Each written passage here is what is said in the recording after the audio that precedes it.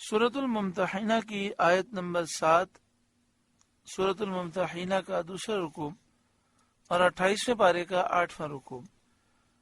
اللہ رب العالمین نے ارشاد فرمایا، عسى الله أن يجعل بينكم وبين الذين عاديتم منهم مودة، قریب ہے کہ اللہ تم میں اور ان میں جو ان میں سے تمہارے دشمن ہیں دوستی کر دے، اس طرح دوستی کر دے کہ انہیں ایمان کی توفیق دے۔ اس آیت کریمہ میں خبر دی گئی کہ جو کافر تمہارے دشمن ہیں ان قریب ان میں سے بہت سے ایمان لائیں گے اور وہ تمہارے دوست ہو جائیں گے۔ چنانچہ اللہ تعالیٰ نے ایسا کیا اور فتح مکہ کے بعد ان میں سے بہت سے لوگ ایمان لے آئے اور مومنین کے دوست اور بھائی بن گئے اور باہمی محبتیں بڑھیں۔ اس آیت کریمہ کا شان نزول یہ ہے کہ جب اس سے پہلی آیات کا نزول ہوا اور اس میں یہ درس دیا گیا کہ مسلمان کافروں سے تعلقات نہ رکھیں، تو مومنین نے اپنے کافر رشتہ داروں کی دشمنی میں تشدد کیا، ان سے بیزار ہو گئے اور اس معاملے میں بہت سخت ہو گئے۔ تو اللہ تعالیٰ نے یہ آیت نازل فرما کر انہیں امید دلائی کہ ان کفار کا حال بدلنے والا ہے، اور یہ آیت نازل ہوئی، واللہ قدیر، اور اللہ قادر ہے، دل بدلنے پر قادر ہے، حال تبدیل کرنے پر قادر ہے، واللہ غفور الرحیم، اور اللہ بخشنے والا مہربان ہے۔ لا ینہاکم اللہ عن الذین لم یقاتلوکم فی الدین، اللہ تمہیں ان سے منع نہیں کرتا جو تم سے دین میں نہ لڑے، یعنی اللہ تعالیٰ تمہیں ان کافروں سے منع نہیں کرتا جو تم سے دین میں نہ لڑے۔ وَلَمْ يُخْرِجُوكُمْ مِنْ دِيَارِكُمْ، اور تمہیں تمہارے گھروں سے نہ نکالا، أَن تَبَرُّوهُمْ وَتُقْسِطُوا إِلَيْهِمْ، کہ ان کے ساتھ احسان کرو اور ان سے انصاف کا برتاؤ برتو۔ ان اللہ یحب المقسطین، بے شک انصاف والے اللہ کو محبوب ہیں۔ اس آیت کریمہ کا شان نزول یہ ہے کہ حضرت عبداللہ بن عباس رضی اللہ تعالی عنہما نے فرمایا کہ یہ آیت قبیلہ خزاعہ کے لیے نازل ہوئی۔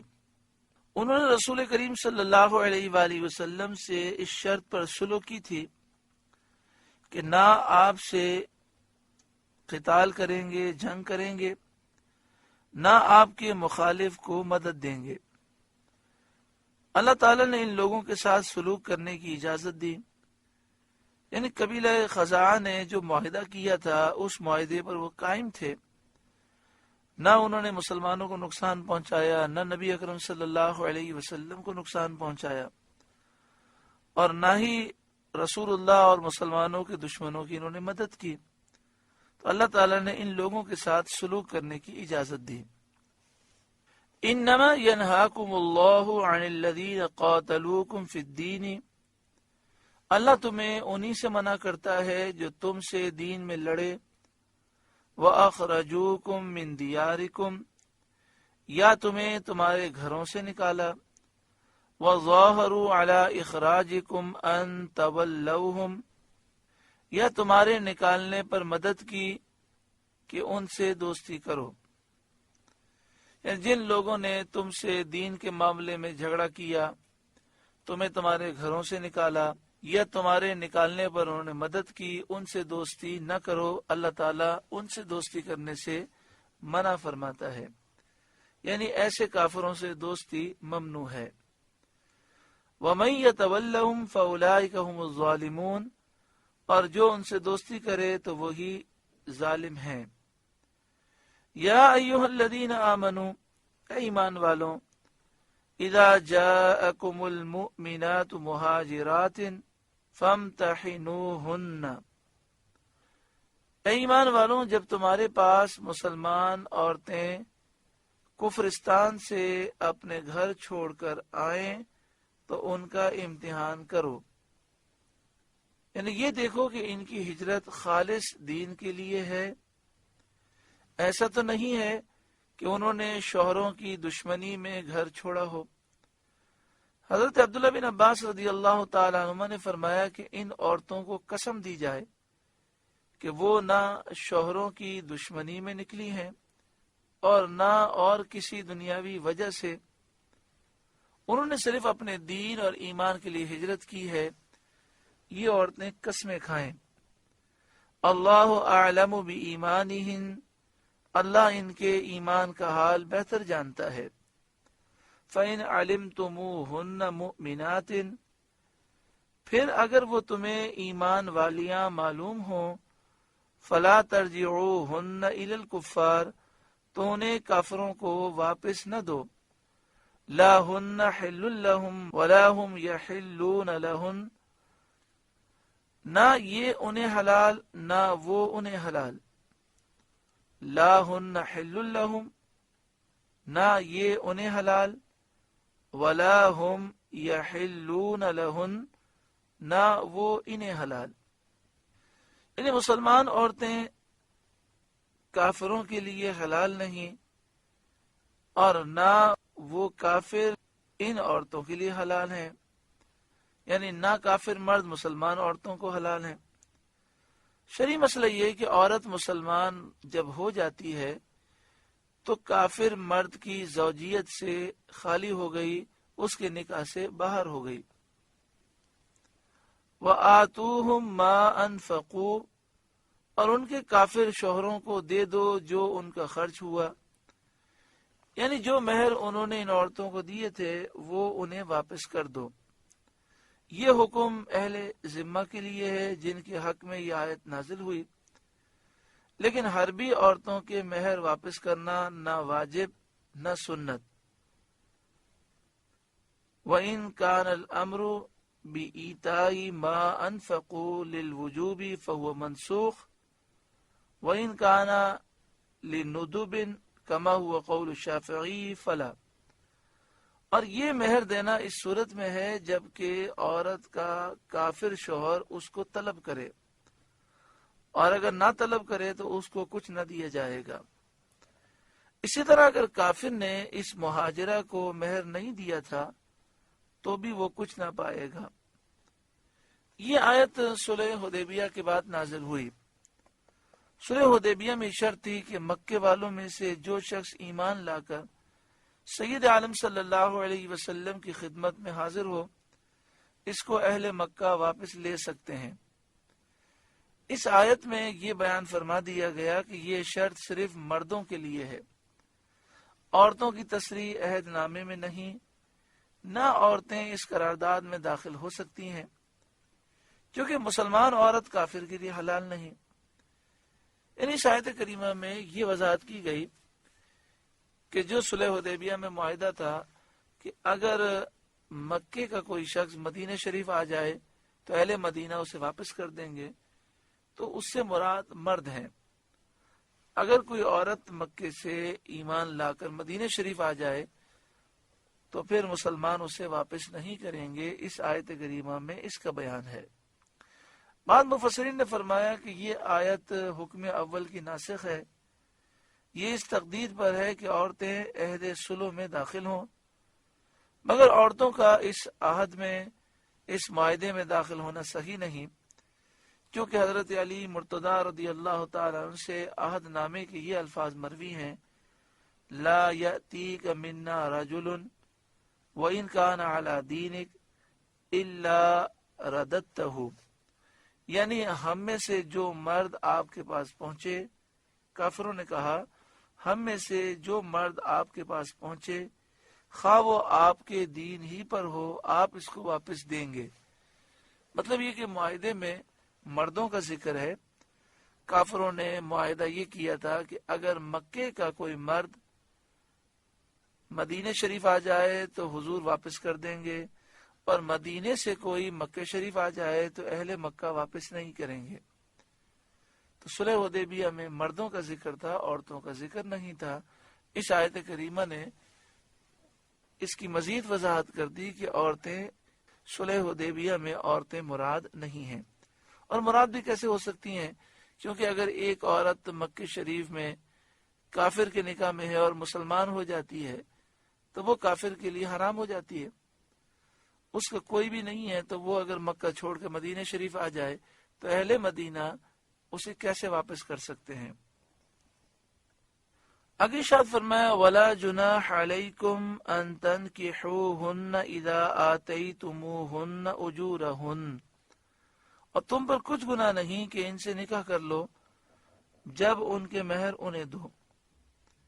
یعنی مہاجرہ عورتوں سے اگرچہ دارالحرب میں ان کے شوہر ہوں، جو عورت دارالحرب سے ہجرت کر کے مدینہ شریف آ جائے، اگرچہ مکے میں اس کا شوہر بھی موجود ہو، لیکن چونکہ اس کا شوہر کافر ہے، یہ مومن ہو گئی تو نکاح ختم ہو گیا، اس سے مسلمان اب نکاح کر سکتا ہے، کیونکہ اسلام لانے سے وہ ان شوہروں پر حرام ہو گئیں اور ان کی زوجیت میں نہ رہیں۔ حضرت صدر الافاضل مولانا نعیم الدین مراد آبادی علیہ رحمہ لکھتے ہیں وَاحْتَجَّ بِهِ ابو حنیفة عَلَى أَلَّا عِدَّةَ عَلَى الْمُهَاجِرَةِ فَيَجُوزُ لَهَا التَّزَوُّجُ مِنْ غَيْرِ عِدَّةٍ خِلَافًا لَهُمَا۔ آگے فرمایا جب ان کے مہر انہیں دو ان سے نکاح کر لو۔ مہر دینے سے مراد مہر کو اپنے اوپر لازم کر لینا ہے، اگرچہ بالفعل نہ دیا جائے۔ اس سے یہ بھی ثابت ہوا کہ ان عورتوں سے نکاح کرنے پر نیا مہر واجب ہوگا، ان کے شوہروں کو جو ادا کر دیا گیا وہ اس میں محسوب نہ ہوگا۔ یعنی مراد یہ ہے کہ کوئی مسلمان عورت مکے سے مدینہ شریف ہجرت کر کے آتی ہے تو جو اس کا سابق شوہر ہے اس نے جو مہر دیا تھا وہ مہر مسلمان کو دینا ہوگا، اور مسلمان اس عورت سے نکاح کرے گا تو ایک نیا مہر بھی اس عورت کو اسے دینا ہوگا۔ وَلَا تُمْسِكُوا بِعِصَمِ الْكَوَافِرِ، اور کافر عورتوں کے نکاح پر جمع نہ رہو۔ یعنی جو عورتیں دارالحرب میں رہ گئیں یا مرتدہ ہو کر دارالحرب میں چلی گئیں، مدینہ شریف سے مرتد ہو کر مکے چلی گئیں، ان سے زوجیت کا تعلق نہ رکھو۔ چنانچہ یہ آیت نازل ہونے کے بعد صحابہ کرام نے ان کافر عورتوں کو طلاق دے دی جو مکے میں تھیں۔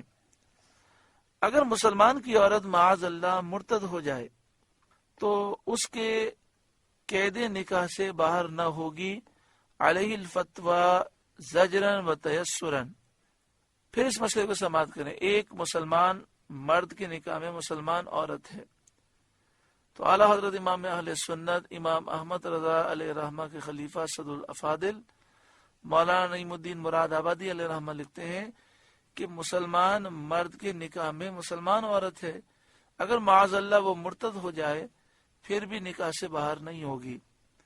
تجدید ایمان لازمی ہے، تجدید نکاح بھی لازمی ہے، لیکن وہ مسلمان مرد کے نکاح سے باہر نہیں ہوگی۔ اور اس فتوے کے دینے کی خاص وجہ یہ تھی کہ جب ہمارے فقہاء نے یہ دیکھا کہ بعض خواتین نعوذ باللہ من ذالک اپنے شوہر کے نکاح سے باہر نکلنے کے لیے مرتد ہو جاتی ہیں اور پھر کہتی ہیں کہ اب چونکہ ہم مرتد ہو گئے لہذا ہمارا نکاح باقی نہ رہا، وہ دوبارہ اسلام تو لے آتی ہیں لیکن یہ کفر اختیار کرنا نعوذ باللہ من ذالک یہ نکاح سے باہر نکلنے کا انہوں نے ہیلہ بنا لیا۔ تو فقہاء متاخرین نے یہ فتویٰ دیا کہ اگر مسلمان عورت کافر ہو جائے مرتد ہو جائے تو اس پر ضروری ہے کہ وہ توبہ کرے ایمان لائے، مگر نکاح سے وہ باہر نہیں ہوگی، وہ کسی اور سے پھر نکاح نہیں کر سکتی، وہ پہلے شوہر ہی کے نکاح میں رہے گی۔ آگے شاد فرمایا وَاسْأَلُوا مَا أَنفَقْتُمْ، اور مانگ لو جو تمہارا خرچ ہوا، یعنی ان عورتوں کو تم نے جو مہر دیے تھے وہ ان کافروں سے وصول کر لو جنہوں نے ان سے نکاح کر لیا۔ یعنی مدینہ شریف میں کوئی عورت مسلمان تھی وہ مرتد ہو کر مکے چلی گئی اور کافر سے نکاح کر لیا تو مسلمان کو یہ حق حاصل ہے کہ وہ اس کے کافر شوہر سے اس مہر کا مطالبہ کرے جو مہر اس نے اس عورت کو پہلے دیا تھا۔ وَلْيَسْأَلُوا مَا أَنفَقُوا، اور کافر مانگ لیں جو انہوں نے خرچ کیا اپنی عورتوں پر جو ہجرت کر کے دارالاسلام میں چلی آئیں ان کے مسلمان شوہروں سے جنہوں نے ان سے نکاح کیا. یعنی مکے سے کوئی کافر عورت مسلمان ہو کر مدینے آ جائے اور مسلمان مرد اس سے شادی کر لے تو کافروں کو یہ حق حاصل ہے کہ وہ اس مسلمان مرد سے اپنا وہ مہر طلب کریں جو انہوں نے اپنی سابقہ بیوی کو دیا تھا. ذالکم حکم اللہ، یہ اللہ کا حکم ہے. یحکم بینکم، وہ تم میں فیصلہ فرماتا ہے. واللہ علیم حکیم، اور اللہ علم و حکمت والا ہے. وَإِن فَاتَكُمْ شَيْءٌ مِّنْ أَزْوَاجِكُمْ إِلَى الْكُفَّارِ، اور اگر مسلمانوں کے ہاتھ سے ان کی کچھ عورتیں کافروں کی طرف نکل جائیں. اس آیت کے نازل ہونے کے بعد مسلمانوں نے تو مہاجرہ عورتوں کے مہر ان کے کافر شوہروں کو ادا کر دیے، اور کافروں نے مرتدات کے مہر مسلمانوں کو ادا کرنے سے انکار کیا. اس پر یہ آیت نازل ہوئی. یعنی جو کافر عورتیں مسلمان ہو کر مدینے آ گئیں، مسلمانوں نے ان سے نکاح کیا اور ان کا مہر ان کے کافر شوہروں کو ادا کیا. لیکن مسلمان عورتیں جو مرتد ہو کر مکے چلی گئیں اور انہوں نے کافروں سے شادی کی تو کافر شوہروں نے مسلمانوں کو مہر نہ دیا. تو اس پر یہ آیت کریمہ نازل ہوئی. وَإِن فَاتَكُمْ شَيْءٌ مِّنْ أَزْوَاجِكُمْ إِلَى الْكُفَّارِ، اور اگر مسلمانوں کے ہاتھ سے ان کی کچھ عورتیں کافروں کی طرف نکل جائیں، فَعَاقَبْتُمْ، پھر تم کافروں کو سزا دو، یعنی جہاد میں سزا دو اور ان سے غنیمت پاؤ. فَآتُوا الَّذِينَ ذَهَبَتْ أَزْوَاجُهُمْ مِثْلَ مَا أَنفَقُوا، تو جن کی عورتیں جاتی رہی تھیں غنیمت میں سے انہیں اتنا دے دو جو ان کا خرچ ہوا تھا. یعنی جن کی عورتیں مرتدہ ہو کر دارالحرم میں چلی گئی تھیں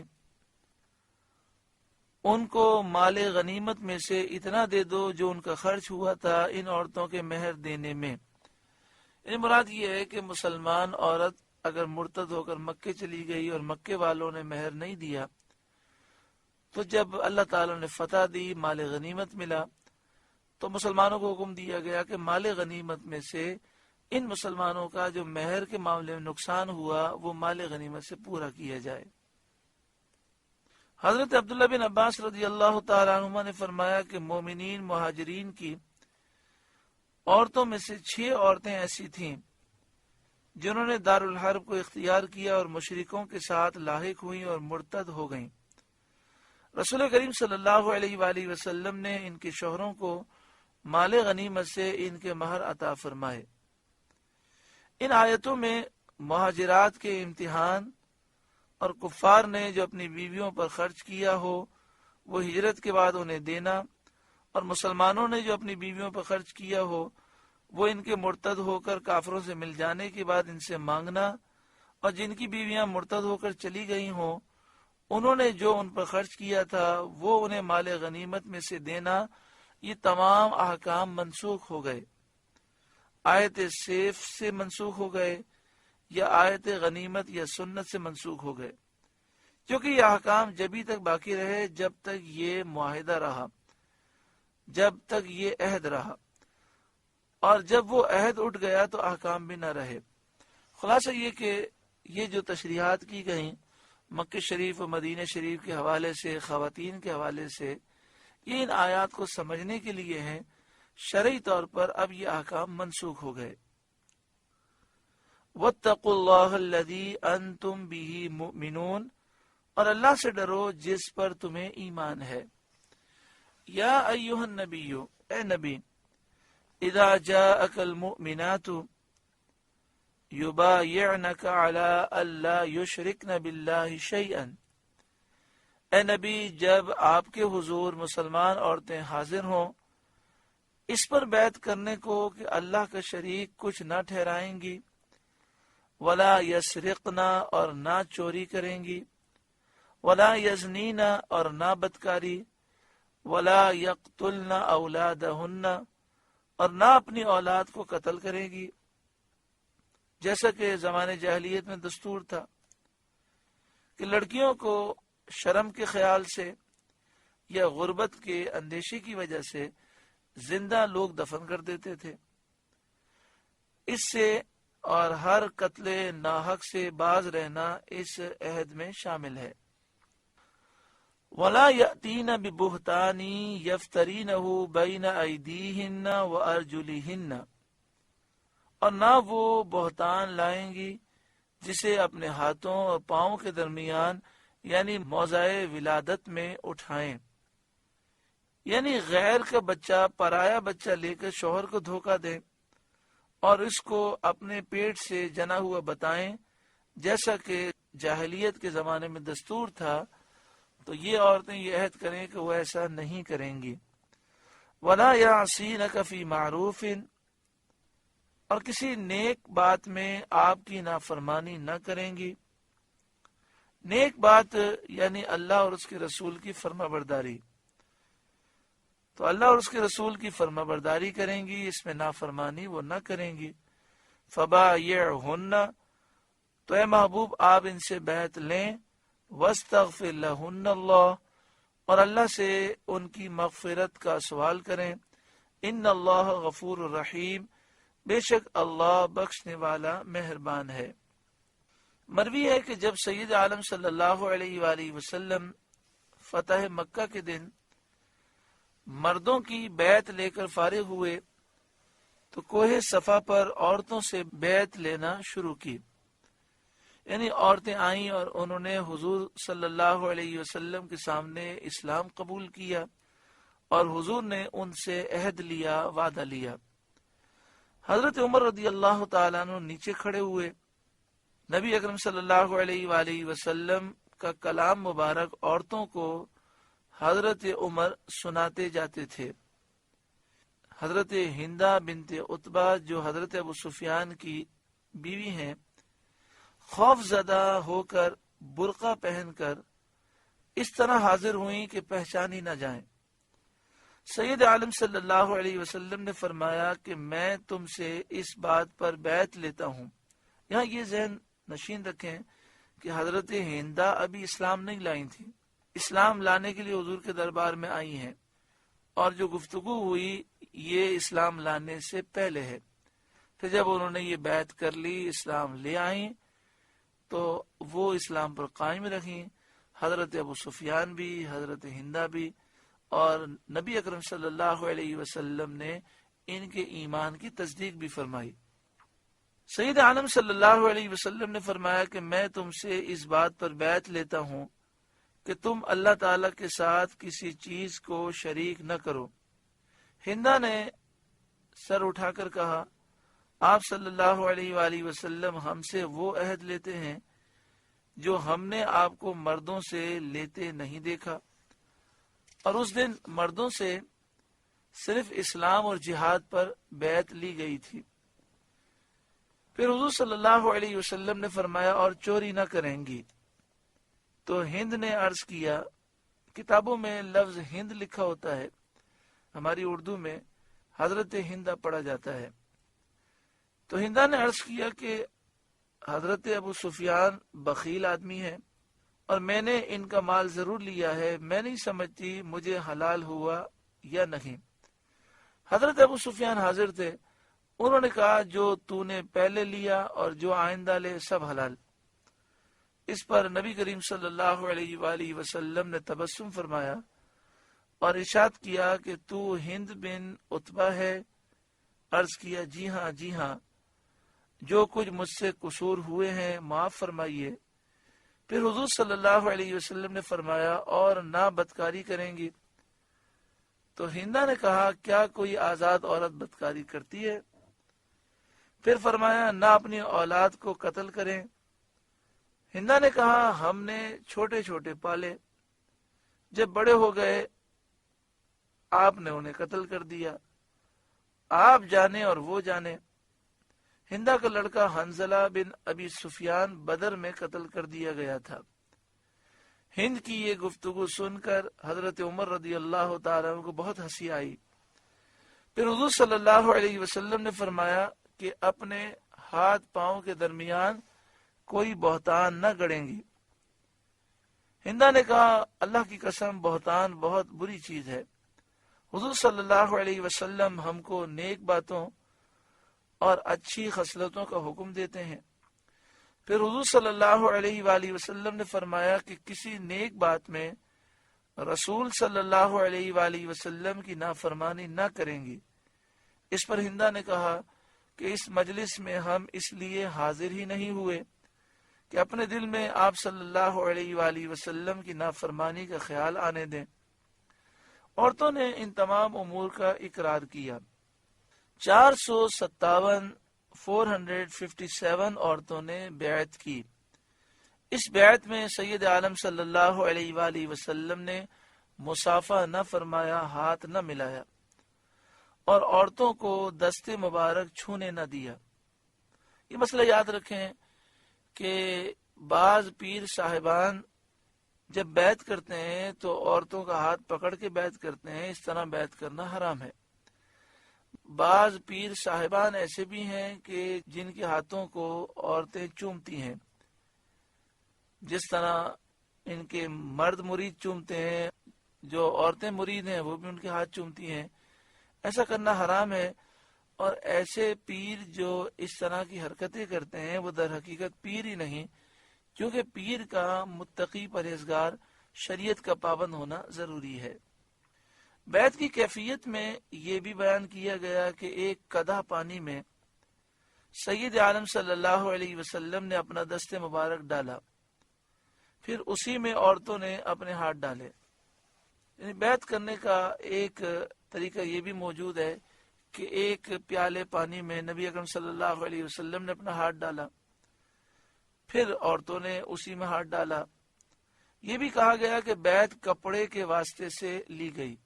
نبی اکرم صلی اللہ علیہ وآلہ وسلم نے کپڑے کے ذریعے بیعت لی، جس طرح آج کل مشائخ لیتے ہیں کہ ایک بڑی چادر ہوتی ہے جس کا ایک سرا پیر صاحب پکڑ لیتے ہیں اور دوسرا سرا عورتوں کی طرف ہوتا ہے، اور عورتیں چادر میں ہوتی ہیں، بیچ میں پردہ ہوتا ہے، تو اس طرح بیعت لی جا سکتی ہے۔ تو یہ بھی کہا گیا کہ بیعت کپڑے کے واسطے سے لی گئی، اور بعید نہیں ہے کہ دونوں صورتیں عمل میں آئی ہوں۔ بیعت کے وقت مقراض کا استعمال مشائخ کا طریقہ ہے۔ یہ بھی کہا گیا کہ یہ حضرت علی مرتضی رضی اللہ تعالیٰ عنہ کی سنت ہے۔ خلافت کے ساتھ ٹوپی دینا مشائخ کا معمول ہے، اور کہا گیا ہے کہ نبی کریم صلی اللہ علیہ وسلم سے منقول ہے۔ عورتوں کی بیعت میں اجنبیہ کا ہاتھ چھونا حرام ہے، یا بیعت زبان سے ہو یا کپڑے وغیرہ کے واسطے سے۔